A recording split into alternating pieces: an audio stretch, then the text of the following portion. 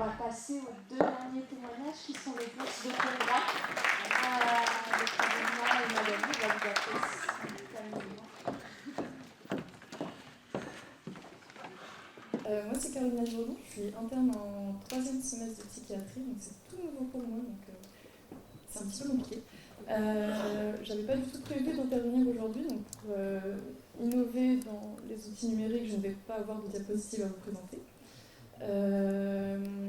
J'interviens un peu dans le cadre de la FHU qui a proposé des bourses pour les congrès. Alors moi j'étais pas trop au courant, on m'a envoyé un message un jour pour me dire hey, tu veux partir à Genève à un congrès. J'ai dit oui, j'ai pas réfléchi après à la suite, mais c'était hyper intéressant. Donc voilà.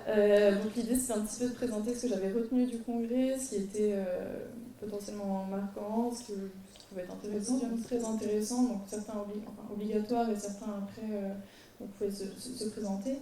Ce qui m'a un petit peu marqué, c'était alors la diversité des intervenants, c'était vraiment très riche en termes de personnes qui étaient présentes, en termes d'origine, en termes de métier, de vécu, enfin voilà, c'était vraiment très pluridisciplinaire, très intéressant. On a pu avoir des retours, alors, les personnes ont vraiment fait des efforts pour parler en plus en français, alors que c'était pas français, c'était vraiment très très riche. Des retours de comment ça fonctionnait, alors surtout sur le TDAH, du coup, au Canada, aux Pays-Bas, en Suisse. C'était très très riche, et puis on se rend compte que la France est encore malheureusement un petit peu en retard sur certains points.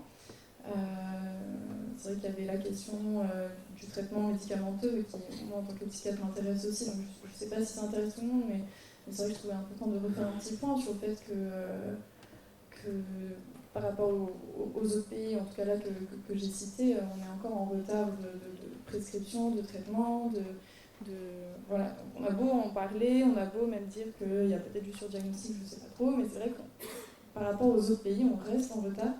Et en termes de molécules aussi proposées, enfin, voilà, on n'a pas accès à tout ici en France et c'est un petit peu dommage.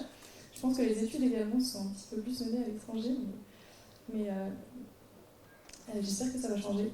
Parce qu'il y a beaucoup de bénéfices aussi au traitement médicamenteux et c'est vrai que le but du congrès n'était pas non plus de dire que le traitement résout tout, c'est pas du tout ça, c'était vraiment juste appuyer sur le fait qu'il peut y avoir des bénéfices à une prise en charge pluridisciplinaire, notamment aussi médicale, et l'importance de mettre le traitement quand il y a vraiment besoin, parce que vraiment, il peut y avoir des risques cardiovasculaires qui sont prouvés dans les études, mais il y a quand même un grand avantage sur le plan du risque suicidaire, du risque de passage aux urgences, enfin voilà, c'est vraiment, la mortalité baisse nettement en fait avec la mise en place du médicament. Les études le montrent.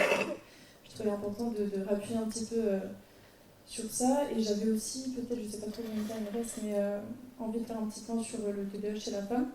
Ça m'a un peu marqué parce qu'il y a eu des présentations du coup au congrès où vraiment les gens, de manière très pertinente, ils parlaient d'un DSM bleu et d'un DSM rouge.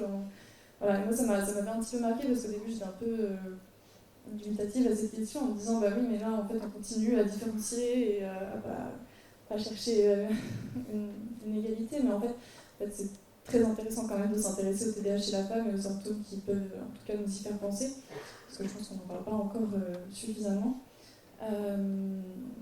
Il faut savoir qu'aujourd'hui, alors chez les enfants, le ratio il est de 3 garçons pour une fille diagnostiquée, et on parle de diagnostic, en termes de prise en charge, on est à une fille pour 10 garçons pris en charge. Alors je ne sais pas exactement si c'est médicamenteux, la psychothérapie, enfin tout ça, mais je pense que c'est de manière globale, les filles sont beaucoup moins prises en charge que les garçons qui ont un TDAH. Et malgré tout, ce ratio à l'âge adulte, le ratio de diagnostic qui tend à 1 pour 1. Donc en fait, ça ne veut pas dire que. C'est-à-dire qu'il y a quand même des choses à faire et qu'on se rend compte qu'à l'âge adulte, il y a quand même beaucoup de choses qui font que le TDAH va être un peu plus flamboyant que dans l'enfance. Moi, je voulais un petit peu appuyer sur justement ces périodes qui pouvaient faire qu'on le remarque plus chez la femme adulte, ou en tout cas à certains moments de la vie, que chez la fille quand elle est encore enfant. Je ne vais pas revenir sur tous les symptômes parce que la palette est vraiment extrêmement large et l'idée c'est pas de refaire un cours sur le TDAH, mais globalement ce qu'il faut se questionner c'est aussi à partir du moment où on a un peu de mal à savoir le diagnostic, où on a une période un peu charnière, où il y a beaucoup de fatigue, beaucoup de comorbidité, beaucoup de choses en fait qui reviennent et qui posent problème, peut-être se questionner en effet chez la femme, est-ce qu'il n'y a pas quelque chose derrière. voilà, moi je trouvais intéressant, ils ont appuyé, enfin, je me base beaucoup sur du coup, les présentations du docteur Dora Winchamp, qui vient des Pays-Bas, qui a fait des études en effet sur le TDAH chez la femme. Je trouvais intéressant d'appuyer sur juste quelques périodes charnières de la vie de la femme où il fallait se questionner. Donc il y avait notamment l'adolescence qui est toujours à risque, mais pour un peu tout le monde. Elle parlait aussi également du trouble dysphorique prémenstruel, qui est une forme un peu sévère du syndrome prémenstruel. Si je vous lis les critères qu'il y a dans le DSM-5, c'est tristesse soudaine, irritabilité, colère, augmentation des conflits interpersonnels, anxiété, difficulté de concentration, enfin, beaucoup de choses qui globalement se retrouvent aussi dans le TDAH. Il faut se rendre compte que ce trouble dysphorique prémenstruel toucherait 46% des femmes qui ont un TDAH contre 20% des femmes en population générale. Donc il faut quand même peut-être se questionner là-dessus, sachant que le traitement par méthylphénidate, dans les études où ils ont testé, alors c'est une très petite population, il n'y a pas beaucoup de monde, donc il y a quand même beaucoup de limites, mais le traitement par méthylphénidate permettait d'améliorer les symptômes psychiques et les symptômes somatiques en lien avec le syndrome prémenstruel chez les femmes qui en souffraient. Du coup. Et en fait, ils avaient remarqué qu'elles-mêmes, elles étaient alors peut-être dans un mésusage, mais elles augmentaient les doses en fait en phase prémenstruelle pour limiter ces symptômes-là et sans grandes conséquences en termes d'effets indésirables. Et après, elles revenaient à des doses en fait moindres hors des périodes prémenstruelles. Il y a aussi la question de la grossesse.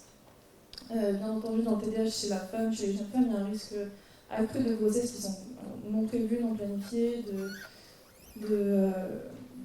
d'avoir une grossesse qui n'était pas prévue. On a encore trop peu de recul sur le méthylphénidate chez la femme enceinte.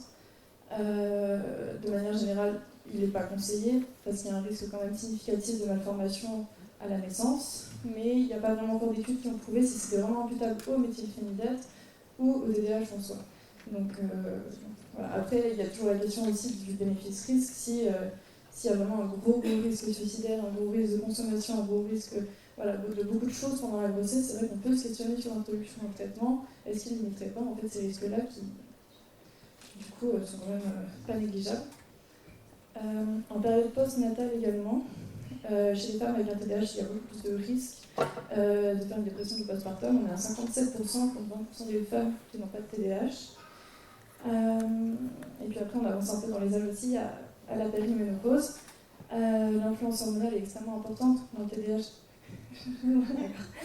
Et environ 75% des femmes avec TDAH souffrent de symptômes de périménopause qui sont plus importants, plus forts et qui durent plus longtemps en général que les femmes sans TDAH. Donc en fait, c'est hyper important de ne pas oublier ce diagnostic, même chez les femmes plus âgées. C'est souvent confondu aussi pour tout ce qui peut être du trouble panique, Alzheimer, un peu précoce, des choses un peu comme ça. On se dit, c'est bizarre, elle s'isole, elle a des troubles de la concentration, elle oublie beaucoup de choses. Ça peut être encore un TDAH, mais on n'avait pas remarqué avant. Voilà, donc de manière générale, j'intervenais pour dire que c'était hyper important de ne pas oublier ça, de ne pas négliger le méthylphénidate, mais de ne pas se reposer là-dessus non plus, parce qu'il faut une prise en charge globale et multidisciplinaire. Et voilà. Désolée.